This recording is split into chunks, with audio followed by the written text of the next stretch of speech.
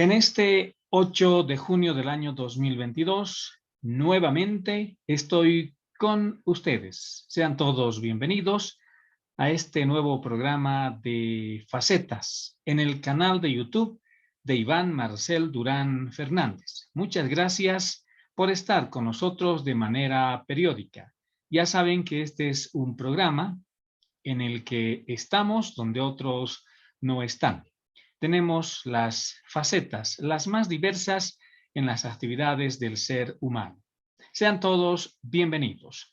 Estamos por una gentileza de la consultoría Sibhedi Wiñay, que tiene servicios interdisciplinarios, proyectos de gestión empresarial y desarrollo integral. Las funciones más importantes de esta consultoría contable son, entre otros aspectos, constitución de empresas, balance de apertura, balance de liquidación y cierre definitivo, asesoramiento tributario y laboral, elaboración de estados financieros, revisión y peritaje contable, auditorías financieras especiales y tributarias. Todo lo relacionado a los números, a la contabilidad, está en Sibhedi Wiñay Consultoría, que aguarda su visita en las oficinas de calle Quijarro número 107, esquina Omiste, zona central de la ciudad de Potosí, Bolivia. Y los teléfonos, los celulares de contacto 718-D670, 724-32867, 5720-881. Sibhedi Wiñay Consultoría Contable. En este miércoles, mitad de semana, y en estas facetas, con usted y también con usted en nuestro canal de YouTube con Iván Marcel Durán Fernández, vamos a cambiar y hoy vamos a continuar con eso que hace algunos programas nos hemos trazado y nos está yendo muy bien. Tenemos bastante recepción de gente que desea interiorizarse de la cultura. Para ser más específico, de gente que desea conocer cuál fue el pasado y que está prácticamente relacionado en las tradiciones y leyendas, no solamente de la colonia aquí en Potosí o en otras ciudades de Bolivia, sino también en tradiciones y leyendas originadas en la época de la República, es decir, a partir de 1825. Y en algún momento también lo dije, estamos en esa investigación y sabemos que vamos a obtener buenos resultados para contarles muchas cosas hermosas, muchas cosas tétricas, hechos que realmente a veces nos sorprenden, pero que sucedieron aquí en Potosí, Bolivia, en el corazón de Sudamérica, Bolivia, en el siglo XX. Así que van a estar atentos. En el programa de hoy, señoras y señores, quiero también destacar la magnífica obra de las tradiciones de Bolivia, que tiene no solamente en un volumen, sino tiene en varios volúmenes y que están a lo ancho de todo el territorio boliviano. Hay mucha gente que ha leído, pero también hay otro grupo de gente que desea interiorizarse. Y si usted es una de esas personas, esta es su oportunidad para que a través de este canal de YouTube con Iván Marcel Durán Fernández pueda compenetrarse de las tradiciones de Bolivia. Hoy le toca el turno a don Antonio Paredes Candia. Don Antonio Paredes Candia, paceño de nacimiento, no requiere de mayor presentación.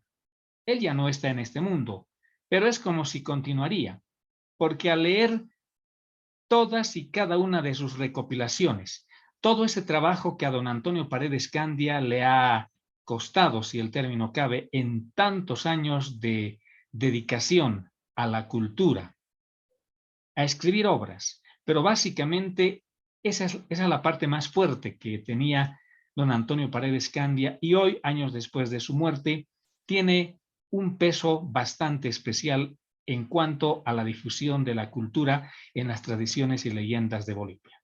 Hoy tengo un ejemplar que fue publicado en la ciudad de La Paz en el 10 de julio de 1988. Es decir, esta obra, que enseguida se las muestro, fue concluida en su impresión el 10 de julio de 1988 en los talleres gráficos de Librería Editorial Popular, situada, bueno, en esos años, en la Pérez Velasco número 787.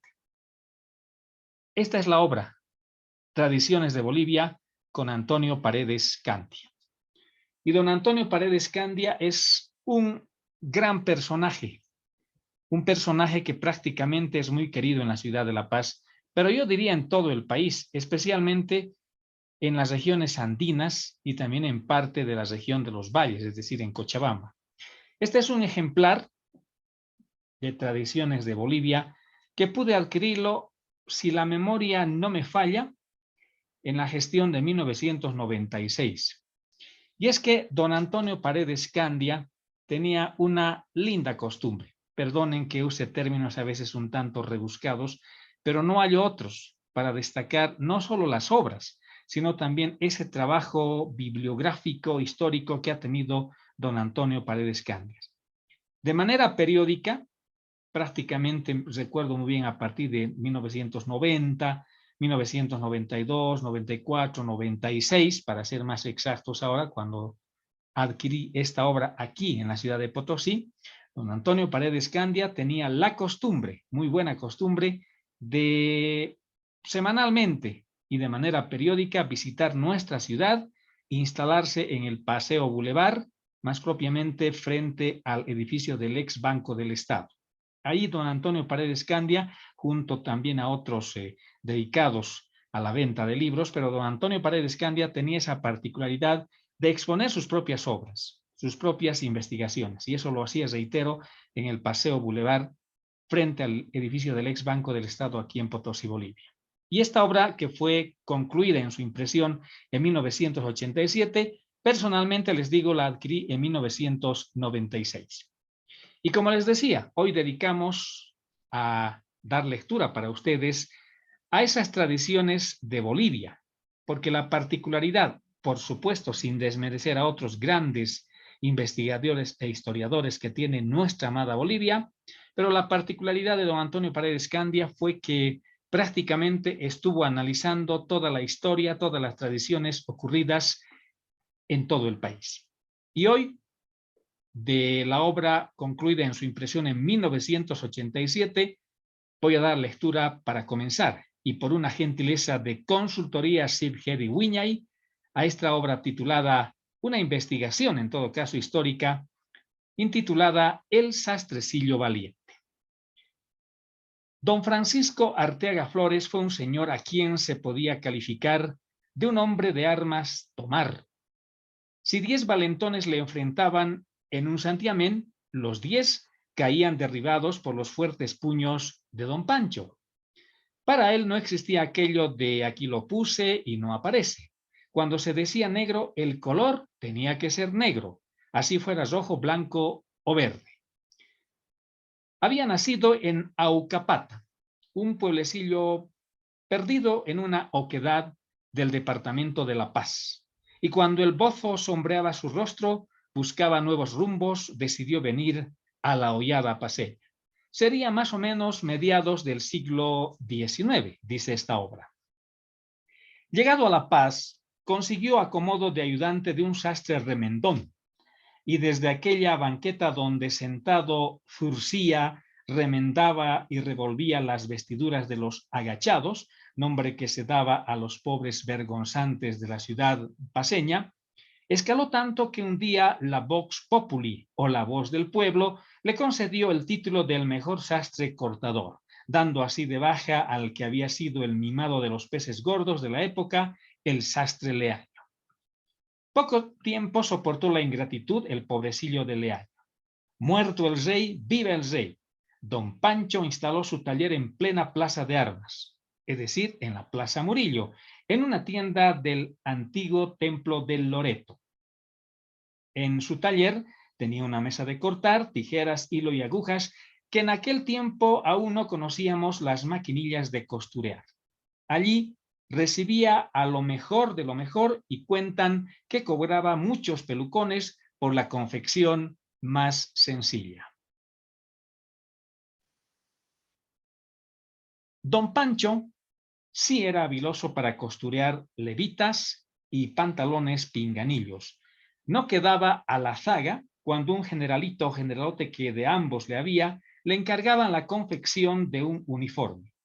Entonces don Pancho multiplicaba su labor, hacía de bordador en los alamares, combinando hilos de oro y plata para los entorchados, que los de colán y botas de antaño, como los de Ogaño, gustaban adornarse en exceso y a veces de tanto centellar, parecían custodias cuajadas de pedrería. Una mañana, ennubada del verano paceño, un generalote con muchos humos se presentó en el taller de don Pancho, que dígase de refilón rato antes había sostenido un entripado con un cliente descontento. ¿En qué puedo servir a vuecencia?, preguntó de mala gana el sastrecillo sin levantar la vista de su labor. La actitud encolerizó al entorchado, que tajante espetó la respuesta. En que primero se pare usted, pedazo de mozalbete, y me atienda como la gente que verdaderamente tiene su valor. Y se levantó el sastrecillo para responder en el mismo tono, pero válgame Dios, ¿a quién tenía enfrente? Cara a cara, en carne y hueso. Era nada más y nada menos que el general Mariano Melgarejo, capitán general de la República, dueño y señor de vidas y haciendas del país, célebre porque no aguantaba pulgas ni de Dios, que por un disparatillo mandaba a mejor vida a ministros, embajadores, generales y cuanto títere se le ponía remoló. Excelencia, balbuceó don Pancho, dándose rodilla con rodilla y haciendo una venia tan profunda que casi toca el suelo con su frente. Melgarejo, para felicidad del sastrecillo, ese día, ese momento, se encontraba de buen humor y lanzó una carcajada como él sabía, luciferina, barrababesca y sobre todo aterradora. ¿Estoy frente al sastrecillo valiente?, preguntó burlón. Sí, excelencia. Sí, excelencia. Apenas tartamudeó y dijo eso. Pues tómeme las medidas y le doy 24 horas para confeccionar un uniforme de gala, ¿entendido? Pero, excelencia, no hay pero que valga. A trabajar o contra la pared, y para que la paloma no vuele, 2 de mis granaderos harán guardia en su puerta.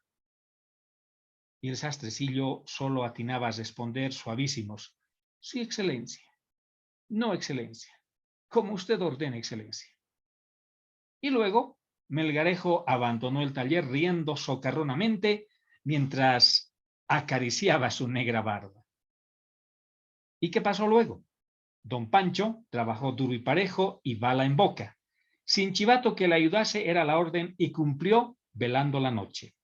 Al día siguiente, a las 7 de la mañana, golpeaba la puerta de palacio portando el suntuoso uniforme para el general Mariano Melgarejo. El presidente aún se encontraba con los humos del alcohol que revoloteaban en su cabeza. Recibió al sastrecillo entre risueño y asombrado. Y al observar el uniforme quedó prendado, quedó asombrado de la perfección de la costura, de la riqueza de los bordados y estupefacto por el poco tiempo en que había confeccionado la prenda. Melgarejo sabía retribuir tales actitudes. Y dice don Antonio Paredes Candia, no era como los de hoy que se olvidan de los que les limpian la silla. Inmediatamente mandó formar la guardia para honrar al sastrecillo Arteaga.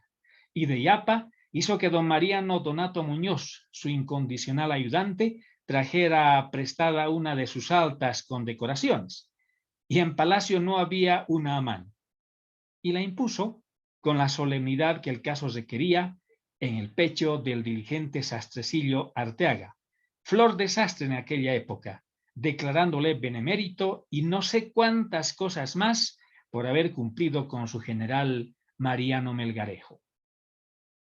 El sastre Arteaga salió de la aventura agradeciendo a Dios y a todos los santos. Salvó el pellejo por un pelo y quedó desde entonces con el mote de sastrecillo valiente. Regresó a los suyos con la felicidad de un resucitado y para recuerdo de la memorable anécdota colocó la medalla en el lugar más distinguido de su taller, sobre terciopelo rojo y enmercada ricamente. Oh lector, concluye Antonio Paredes Candia, qué bochorno de contar algunas melgarejadas. Hasta ahí, esa tradición paceña, el sastrecillo valiente, de la pluma de Antonio Paredes Candia. Estamos presentando facetas en el canal de YouTube de Iván Marcel Durán Fernández. Sibhedi Wiñay Consultoría, contabilidad, auditoría y tributación, calidad en capacitación y asesoramiento profesional. Servicios interdisciplinarios, proyectos de gestión empresarial y desarrollo integral. Sibhedi Wiñay está atendido por dos profesionales que son también sus propietarios, el licenciado Juan Carlos Maguiña Porcel y la contadora Eulogia Rodríguez Espejo. Sibhedi Wiñay Consultoría tiene sus oficinas en calle Quijarro número 107, esquina Omiste, zona central. Y también tiene el teléfono fijo, el 62-23105, y los celulares 718-10670, 724-32860 y 757-20-881. Sibhedi Wiñay Consultoría Contable. Seguimos con el relato de las historias, de las tradiciones de Bolivia, recopiladas nada más y nada menos por la pluma de Antonio Paredes Candia, un gran escritor, un gran historiador, paceño de nacimiento, hoy desaparecido, pero sus obras continúan inmutables, perennes en la mente de todos y cada uno de los ávidos lectores. Vayamos imaginariamente hasta la ciudad de Oruro y vayamos a relatar de manera breve el origen del intendente. ¿Te sirves un intendente?, me preguntó un amigo en un restaurante en una ocasión en la soleada ciudad de Oruro. Y al escuchar tan extraña invitación, inmediatamente vi en mi imaginación al señor intendente municipal de esa ciudad, en cueros y con bigotes y todo, pataleando sobre una fuente adornada de lechugas, locotos, perejiles, muy untado de ají, colorado y aterrorizado de vernos a mi amigo y a mí, blandir en la diestra un cuchillo y en la siniestra un tenedor. No soy antropófago, respondí rápidamente, y mi interlocutor se rió de buena gana. Correspondiendo al título de esta tradicioncilla, contemos el origen del intendente. Y entre sus antepasados no hay señoríos ni grandes de España, ni siquiera un fijodalgo de alguna aldehuela de la península que le diera tela para petular ante el paisanaje orureño, tan bonachón y sencillo en su pasar diario. Este intendente es hijo genuino de esa tierra de paisaje adusto, enamorada del gringo y del gitano, y disque donde a nadie se pregunta qué es lo que quiere ni de dónde viene. A decir de su poeta, pero a decir mío, yo creo que preguntan nomás. Ya te veo, lector, impaciente inquirir. Pero, ¿quién es el intendente? ¿O qué es? Y confidencialmente escucha. Es el primo hermano de aquellos guairalevas trasnochadores que todos los amaneceres de Dios están por las avenidas 6 de octubre y Pagador en la ciudad de Oruro, muy conocidos por propios extraños, apodados los rostros asados, y es pariente político de aquella humilde hija del pueblo, ex palliri muy sufrida, doña Ranga Ranga. De toda la familia citada, el intendente es el más linajudo y el mejor cotizado. ¿Y por qué?, me preguntas. Pues porque va bien trajeado y como te ven bien, te tratan. Otros dirían que el hábito no hace al monje. Hasta cierto punto sí, que en nuestro medio un chulo bien vestido es reverenciado. Pero este intendente se da corte en la fuentecilla que lo presenten. Tiene un par de chorizos, una pierna de pollo, un pedazo de costillar de cordero, una criadilla, un trozo de cerdo, otro de ternera, 3 tripitas gordas, todo acompañado de arroz, papas fritas y ensalada de lechugas. Respetable el entremés, que por lo abundante debería aconsejarse para un entreaño. Se llamaba don Miguel Ramallo. Era historiador general, filósofo, según Iturricha, y chuquisaqueño. Un batido bastante peligroso. No era un Atila reencarnado como ese hualpapecho que conocí en la Ciudad Blanca, dice don Antonio. Cuando más el azote, tampoco de Dios, sino de las verduleras de los mercados y buhoneros que pululaban en las calles de Oruro. y él, como intendente municipal y general de brigada de los gloriosos ejércitos bolivianos, debía hacer cumplir la ley, así como leen ustedes. La ley que por tradición republicana para nos tiene la figura de esa ciega, sino la forma de un embudo. Presumiblemente era a principios del siglo XX. El general Ramallo era intendente municipal de la ciudad de Oruro, muy responsable del puesto que investiga. Las 24 horas del día pasaba a ir calle arriba, calle abajo, inspeccionar si estaban limpias las aceras, ir hacia abajo, meter las narices en el alcantarillado para comprobar si corría el agua, visitar los mercados y poner de patitas en la calle a las verduleras descubiertas en agio y especulación. El responsabilísimo intendente no tenía tiempo ni para estornudar. Tomaba desayuno a las volandas y la hora de almuerzo para él no existía en su afán de cumplir con la ciudad de Oruro. Comía donde podía y es fama que era gustoso y de buen diente. No se servía así nomás cualquier cosilla, sino que llegando a la fonda llamaba a la mesonera y le encargaba: doña, prepáreme un plato así, póngale un retacito de lomo, un pedacito de criadilla, un choricito, si puede dos tripitas, un poquito de zanga y se formaba una vianda pantroagélica que los cochabambinos, en su caso la denominarían mamaconcachi, o sea, olvida madre. Todos los dueños de locales de la ciudad del Pagador conocían las preferencias gastronómicas del general intendente y cuando lo veían llegar, ordenaban en la cocina: el plato del intendente. Si estaba acompañado, pedía para todos igual y pasando el tiempo, el intendente regresó a su terruño. Los había hecho acostumbrar, es decir, volvió donde había nacido. Pero en el paladar de los habitantes de Oruro quedó el gusto de ese plato creado por el general historiador. Y ahora, cuando han pasado más de 100 años, todavía es la vianda más preferida del visitante, porque lo deja ahito para 2 días, cuando no para 4. Y concluye diciendo don Antonio Paredes Candia: ahí tenéis el origen del intendente.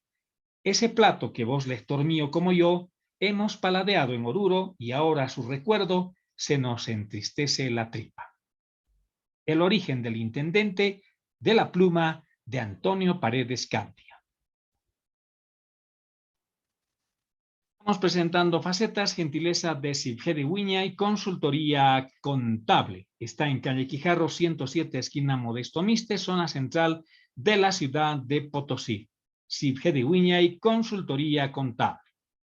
Vamos a apurar la marcha en el programa de hoy aquí en Facetas, porque estamos donde otros no están, para dar lectura a la tercera tradición de Bolivia, extractada del libro de la pluma de Antonio Paredes Candia. Presten atención: una dama dieciochesca. Recuerdo, dice don Antonio, como si fuera ayer, venía del lado del teatro. Esta es una tradición de la ciudad de La Paz, Bolivia. Y repito, venía del lado del teatro, doblaba la esquina y subía la empinada calle Yanacocha hacia su casa. Parsimoniosa, elegante en su traje antañón y apoyada en un bastoncillo negro, cuya empuñadura de plata era una cabecita de perro galgo. La dama tenía apellido Campanudo, de antiguo linaje hispano cuyo mayorazgo se había fundado en Medina del Campo, que ella, con su don de gente, su señorío, su humildad cristiana, enfatizaba el lustre de sus antepasados, dejando chiquitinga a cuanda burguesita advenediza se atreviera a mirarla del hombro para arriba. Residía en una antigua casa de 3 patios, el primero reservado para los señores, en el segundo las cocinas y habitaciones de la servidumbre, y en el tercero las caballerizas que cobijaban a las bestias de tiro del carruaje de la familia. En el centro del primer patio, un añoso cedro semejando mastín leal y cuadreándolo, las habitaciones principales: dormitorios, comedor, recibos y el salón. ¡Oh, el salón! El salón sí que era un sueño, de muebles dedicados, muy delicados, como cisnes negros, fabricados en palo de rosa y taraseados de concha, perla y nácar, haciendo figuras de flores. Siempre permanecía cerrado como una iglesia, y cuyas puertas se abrían para dar paso a invitados predilectos o en fechas y ceremonias excepcionales. Los salones antiguos resplandecían de luz durante un sarao, un matrimonio, un bautizo y también cuando se tendía el cadáver de algún miembro de la familia. Entonces se añadían moñas y crespones negros a los cortinajes, se cubrían los espejos con tules oscuros para velar así la vanidad mundana, y el dolor era dolor, como el amor era amor. Felices tiempos pasados. La dama era una figura anacrónica en nuestros días de bullicio, rezago de una época caballeresca en que se imponía la urbanidad y las cortesanías. Pero el tiempo, inclemente y caprichoso, había permitido que ella viviera para resaltar el contraste con las nuevas formas de vida. ¿Pensáis que la dama sufría? No. Ella defendía su época espartanamente en el vestir, en el actuar, en el decir. No abandonó nunca la saya larga, ni el mantón oscuro, ni los motines de media caña con abotonadura a los costados y relucientes de betún. Pasaba 2 noches de la semana jugando el tresillo con algunos vejetes y tomando un pocillo de chocolate perfumado con vainilla y acompañado de bizcochos de canela, y rememorando que al paso de Melgarejo por su calle, ella cerraba los póstigos, fisgoneando por los resquicios al tirano que desmontaba de su blanca cabalgadura para ingresar, seguido de sus edecanes entorchados, a la casona de su amante, cita media cuadra más abajo de la suya. Así pasaba el tiempo aquella dama, pero un día desapareció del escenario citadino. Se postró en su lecho y nunca más se la vio en la calle. Su dormitorio defendió de la indiscreción del sol y de la luz con espesas cortinas en el ventanal. Se dejó morir parsimoniosamente con la lentitud de quien ha expectado la vida y ha comprendido profundamente su inutilidad. Decían sotto voce que la señorita estaba enferma de tiricia. Aún el nombre de su dolencia era arcaico, y aquel ser humano delicado y frágil vivió sus últimos días en medio del asco propio y la repulsa ajena. Se fue llenando de parásitos, muchos parásitos, que le cubrían el cuerpo, las ropas, sus cobertores. Parecía que los parásitos, al movilizarse dentro de la cama por el cuerpo de la enferma, ya ejecutaban un rum siniestro y repugnante. Pobrecita. ¿Quién sabe si en la soledad de su dormitorio la dama que se dejaba morir así, saudosa, cavilaba en los tiempos idos o en algún amor frustrado? Nadie ha subido hasta ahora. Decentemente guardaba su intimidad. Un día fue enterrada con un cortejo silencioso y mustio. Se despedía en ella a una época, el pasado, que nunca más retornaría. Ya dejada en la yasija perpetua, los parientes regresaron a la casona. Abrieron ventanas, dejaron que la luz inundara los aposentos y comenzaron a registrar todos los rincones en donde presumían guardaba la difunta sus joyas, su dinero. Era tradición familiar que ella gustaba reunir libras esterlinas y monedas antiguas de plata. Alguna vez habían visto contar una cantidad apreciable, pero no encontraban. Todos los cajones de los muebles de exquisito labrado fueron registrados, observados, olidos, tocados, escuchados, etc. En esa diligente danza de la codicia, los dolientes se daban nariz con nariz, y no faltó quien en la desesperada búsqueda se acercara más de lo prudente al lecho de la difunta y sin quererlo aplastara con el pie los parásitos que iban lentamente abandonando en busca de otro cuerpo para continuar proliferándose. ¡Oh, qué asco! ¡Qué asco! Gritó al sentir el crujimiento de un montoncito de parásitos. Regalen a un pordiosero este hervidero de piojos.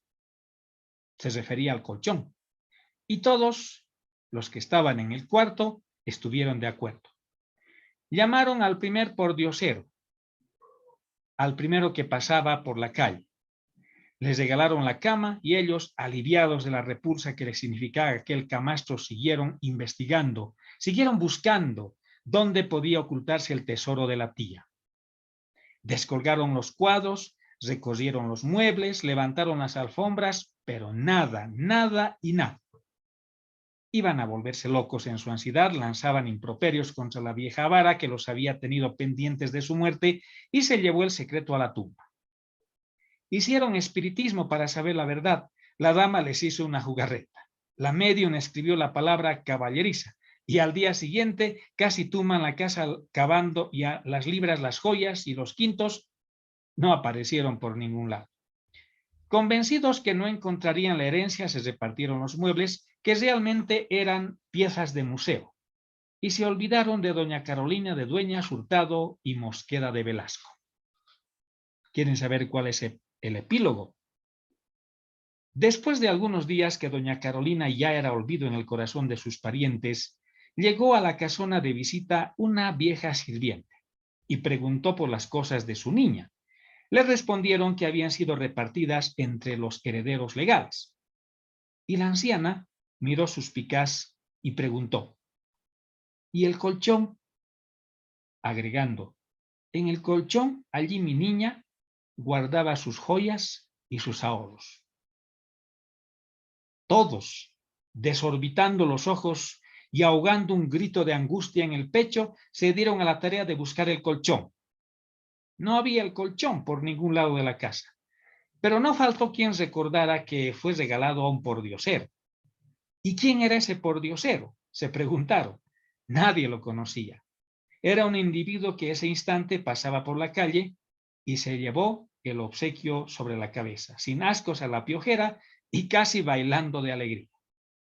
Salieron en busca de él y ante la imposibilidad de encontrarlo, gritaron, patearon, se acusaron mutuamente, lloraron, pero de nada les sirvió, porque el colchón con la fortuna de doña Carolina de Dueñas Hurtado y Mosqueda de Velasco no apareció nunca. El destino había trazado que pasara a mejores manos. Y aquí don Antonio Paredes Candia tiene un otro sí. Dice el refrán que el diablo no sabe para quién trabaja, y esta vez hizo bien en no saber para quién trabajaba. ¿Qué tal esa hermosa tradición, esa hermosa historia ocurrida en La Paz, Bolivia, una dama dieciochesca, de la pluma de Antonio Paredes Candia en sus tradiciones y leyendas de Bolivia? La verdad, hemos refrescado un poco el pasado aquí en Facetas. Así como hoy hemos logrado narrar, destacar para ustedes tres hermosas tradiciones de Bolivia, dos tradiciones de La Paz y una de Oruro, de manera periódica iremos por ese camino, iremos por esa faceta. Hoy le tocó el turno recordar a la pluma de Antonio Paredes Candia. Muchas gracias por su deferencia. Y no olvide que esta es una presentación de Facetas en el canal de YouTube de Iván Marcel Durán Fernández, una presentación exclusiva de Sibgedi Wiñay Consultoría Contable. Ofrece servicios interdisciplinarios, proyectos de gestión empresarial y desarrollo integral. Además, Sibgedi Wiñay está con la constitución de empresas, balance de aperturas, balances de liquidación y cierre definitivo, asesoramiento tributario y laboral, elaboración de estados financieros, revisión y peritaje contable, auditorías financieras especiales y tributarias, consultoría especializada en contabilidad minera, que prácticamente es su especialidad, asistencia técnica en contabilidad externa, capacitación técnico-contable y tributaria, diseño de sistemas contables, trámites administrativos, contabilidad, auditoría y tributación, calidad en capacitación y asesoramiento profesional. Sibgedi Wiñay Consultoría es atendido por sus propietarios y profesionales en el área, licenciado Juan Carlos Maguiña Porcel y contadora Eulogia Rodríguez Espejo. Aguarda su visita en sus oficinas de calle Quijarro número 107, esquina Omiste, zona central, aquí en la ciudad de Potosí, Bolivia. Los celulares 718-670, 724-32-860, 757-20-881 y al teléfono fijo 62-231-05. Sibgedi Wiñay Consultoría Contable. Muchas gracias por su deferencia, señoras y señores, y volveremos en las próximas horas para seguir presentando estas diversas facetas, porque estamos donde otros no están, en el canal de YouTube con Iván Marcel Durán Fernández. Gracias por su deferencia. Volveremos, reitero, en cualquier momento.